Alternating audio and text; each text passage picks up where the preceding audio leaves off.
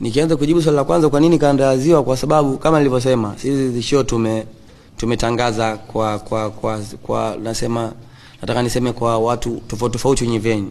Ina maana watu wa kanda ya Ziwa wamewahi sana kubuku kwa sababu kanda ya Ziwa kwa bahati nzuri wanapenda sana burudani. Wanapenda sana burudani sana. Kwa hiyo imekuwa wao ni wengi kwa sababu watu wakulu wanapenda sana burudani. Na by the way pia nahisi na mashabiki wengi sana kule kwa sababu nimekuwa kila mara nikitangaza wao kule lazima waanze. Ina maana kanda ya Ziwa inakuwa sio sisi arrangement yetu, inakuwa ni watu the way wanatubook. Mtu anakuambia bwana venue yangu siku fulani inakuwa iko free. Kuna watu pia hapo Zanzibar lakini sasa wao pia wanaangalia ratiba zao za sehemu yao. Ina maana kwa nini kanda ya Ziwa? Kwa sababu wao wameona kutokana na muda wao, nafasi yao, kwa muda wao inawezekana wakawa free. Ndio maana tumeanza na kanda ya Ziwa. Kwa nini Divoice Tour haijashirikisha wasanii wengine?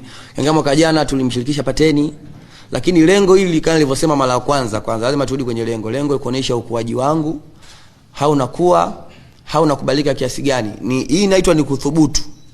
Unajua kuthubutu, mimi na miaka 2 tu kwenye toka nimesainiwa Wasafi. Ina maana nafanya vitu ambavyo watu wamevifanya. Ukipiga mahesabu hayo la taja, mfano kama mzee ana miaka 19 sasa hivi kwenye game Kim, si ndio? Diamond ana miaka 19 kwenye game, na maana sisi tunajaribu kwa miaka 2. Ina maana tunafanya kwa nafasi zetu, kwa uwezo wetu. Inshallah Mungu akijalia kuanzia mwakani sasa, na maana nikatangaza tutaanza tunafanya kama zitakuwa kama festival.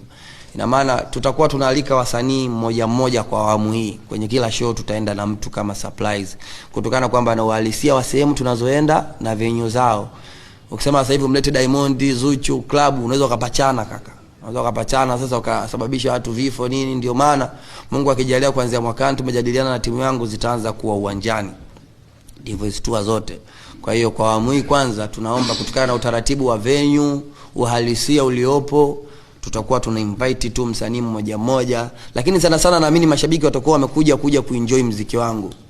Kwa natamani sana niwafikishie sana muziki wangu, waone nilichokuwa nacho, nilichoandalia. By the way, nitaua mtu.